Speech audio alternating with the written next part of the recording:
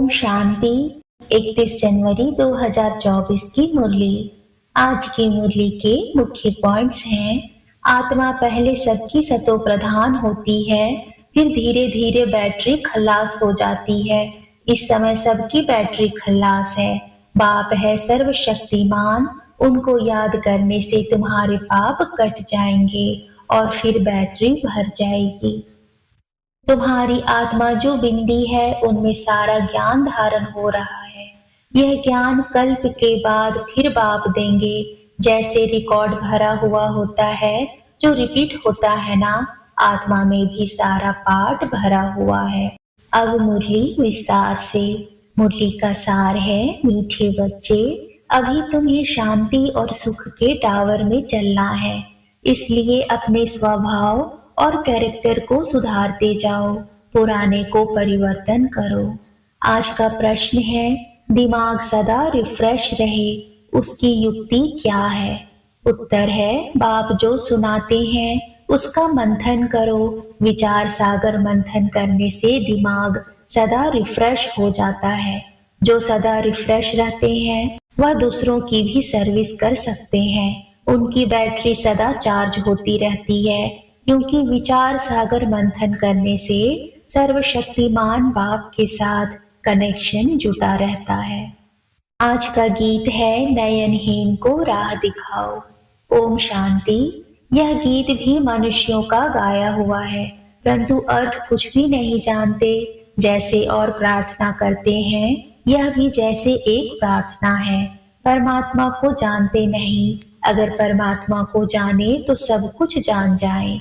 सिर्फ परमात्मा कह देते हैं, परंतु उनके जीवन का कुछ भी पता नहीं, तो नयनहीन हुए ना। तुमको अब ज्ञान का तीसरा नेत्र मिला है, इसलिए तुमको त्रिनेत्री कहा जाता है। दुनिया में भल मनुष्य यह अक्षर कहते हैं, त्रिनेत्री, त्रिकालदर्शी, त्रिमूर्ति, परंतु अर्थ कुछ भी नहीं जानते। जैसे कहते हैं साइंस और साइलेंस का आपस में क्या संबंध है। भल प्रश्न पूछते हैं, उत्तर खुद भी नहीं जानते। कहते हैं वर्ल्ड में पीस हो, मन शांति हो, परंतु वह कब हुई थी, किसने की थी, कुछ भी नहीं जानते। सिर्फ पूछते रहते हैं। तो जरूर कोई जानने वाला चाहिए जो बताए। तुम बच्चों को बाप ने समझाया है, यह सब खेल बना हुआ है। टावर ऑफ पीस, सुख का टावर, सबका टावर होता है, शांति का टावर है मूल वतन। जहां हम आत्माएं रहती हैं उसको कहेंगे टावर ऑफ साइलेंस। फिर सतयुग में है टावर ऑफ सुख, टावर ऑफ पीस, प्रॉस्पेरिटी। ऐसे कोई मुख से नहीं कहेंगे कि हम आत्माओं का घर मुक्ति धाम है। यह सब बातें बाप ही समझाते हैं। टीचर हो तो ऐसा हो। वह है टावर ऑफ नॉलेज। तुमको भी शांति और सुख के टावर में ले जाते हैं। यह फिर है टावर ऑफ दुख धाम। हर बात में इंसॉल्वेंट है। पवित्रता, सुख, शांति का वर्षा तुम इस समय ही पाते हो। बलिहारी इस पुरुषोत्तम संगम युग की है। इनको कल्याणकारी युग कहा जाता है। कलयुग के बाद फिर होता है सतयुग। वह सुख का टावर है, वह शांति का टावर है। यह दुख का टावर है। यहाँ अथाह दुख है। सब दुख आकर इकट्ठे हुए हैं। कहते हैं ना, दुख के पहाड़ गिरते हैं। जब अर्थक्वेक आदि होती है तो कितना त्राही त्राही करते हैं। बाप ने समझाया है, बाकी टाइम थोड़ा है। बच्चों को याद की यात्रा में टाइम लगता है। बहुत हैं जो पूरा समझते ही नहीं। बिंदी समझे क्या समझे। अरे जैसी आत्मा है वैसे ही परमात्मा भी है। आत्मा को जानते हो ना, वह लक्की सितारा है, बिल्कुल सूक्ष्म है। इन आंखों से नहीं देख सकते हो, तो यह सब बातें बाप समझाते हैं। ऐसी बातों पर विचार सागर मंथन करने से भी दिमाग रिफ्रेश हो जाता है। कहाँ भी जाएंगे तो समझाएंगे कि tower of Shanti, tower of सुख, टावर ऑफ पवित्रता है ही न्यू वर्ल्ड में। पुराने स्वभाव को, कैरेक्टर्स को सुधार कर बाप नई दुनिया का मालिक बनाते हैं। मनुष्य भल गाते हैं, वेद शास्त्र गीता आदि पढ़ते हैं, परंतु समझते कुछ भी नहीं है। सीढ़ी तो नीचे उतरते ही आते हैं। भले अपने को शास्त्रों की ऑथोरिटी समझते हैं, परंतु उनको उतरना ही है। आत्मा पहले सबकी सतो प्रधान होती है, फिर धीरे धीरे बैटरी खल्लास हो जाती है। इस समय सबकी बैटरी खल्लास है। अब फिर बैटरी चार्ज होती है। बाप कहते हैं मन मना भाव, अपने को आत्मा समझो। बाप है सर्वशक्तिमान, उनको याद करने से तुम्हारे पाप कट जाएंगे और फिर बैटरी भर जाएगी। तुम अभी फील कर रहे हो हमारी बैटरी भर रही है, कोई की नहीं भी भरती है। सुधरने के बदले और ही बिगड़ जाते हैं। बाप से प्रतिज्ञा भी करते हैं, बाबा हम कभी विकार में नहीं जाएंगे। आपसे तो 21 जन्मों का वर्षा जरूर लेंगे, फिर भी गिर पड़ते हैं। बाप कहते हैं काम विकार पर जीत पाने से तुम जगत जीत बनेंगे, फिर अगर विकार में गया तो अक्ल चट। यह काम महाशत्रु है, एक दो को देखने से काम की आग लगती है। बाप कहते हैं तुम काम चिता पर बैठ सांवरे बन गए हो, अब तुमको गोरा बनाते हैं। यह बाप ही तुम बच्चों को समझाते हैं, पढ़ाई से तुम्हारी बुद्धि खुलती है। झाड़ का वर्णन भी करते हैं, यह है कल्प वृक्ष। मनुष्य सृष्टि का वैरायटी झाड़ है, इनको उल्टा झाड़ कहा जाता है। कितने वैरायटी धर्म हैं, इतनी करोड़ों आत्माओं को अविनाशी पाठ मिला हुआ है। दो का एक जैसा पाठ हो न सके। अभी तुमको ज्ञान का तीसरा नेत्र मिला है। विचार करो कितनी ढेर आत्माएं हैं। जैसे मछलियों का एक खिलौना होता है, तार पर ऐसे नीचे उतरती हैं, यह भी ऐसे ही है। हम भी ड्रामा की रस्सी में बंधे हुए हैं, ऐसे उतरते उतरते कल्प आकर पूरा हुआ है, फिर हम ऊपर जाते हैं। यह समझ भी बच्चों को अब मिली है। ऊपर से आत्माएं आती हैं, नंबरवार ऐड होती जाती हैं। इस खेल में तुम पाठधारी हो। मुख्य क्रिएटर डायरेक्टर एक्टर होते हैं ना। मुख्य तो है शिव बाबा, फिर कौन से एक्टर हैं? ब्रह्मा विष्णु शंकर। भक्ति मार्ग वालों ने अनेक चित्र बनाए हैं, परंतु अर्थ का कुछ भी पता नहीं। लाखों वर्ष कह देते हैं, अब बाप आकर सारी नॉलेज देते हैं। अब तुम समझते हो सतयुग में यह ज्ञान हमको नहीं होगा। जैसे यहाँ कारोबार चलती है, वैसे वहाँ पवित्रता सुख शांति की राजधानी चलती है। बाप भी वंडरफुल है, इतनी छोटी बिंदी है। जैसे तुम्हारी आत्मा, ऐसे इनकी आत्मा भी बाप से सारा ज्ञान ले रही है। बाबा फिर बड़ा थोड़े ही होगा, वह भी बिंदी है। तुम्हारी आत्मा जो बिंदी है, उसमें सारा ज्ञान धारणा हो रहा है। यह ज्ञान कल्प के बाद फिर बाप देंगे। जैसे रिकॉर्ड भरा हुआ होता है, जो रिपीट होता है ना, आत्मा में भी सारा पाठ भरा हुआ है। कोई बहुत वंडरफुल बात होती है तो उनको कुदरत कहा जाता है। यह अनादि ड्रामा के पाठ से एक भी छूट नहीं सकता, सबको पाठ बजाना ही है।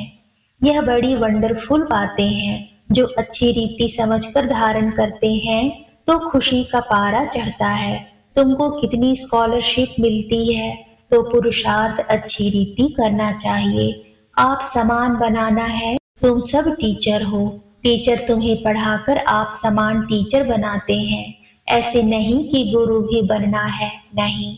तुम टीचर बनते हो क्योंकि राजयोग सिखलाते हो, फिर तुम चले जाएंगे। यह भी तुम समझते हो। वो लोग तो जानते नहीं, न सदगति दे सकते हैं। सर्व का सदगति दाता तो एक बाप है ना।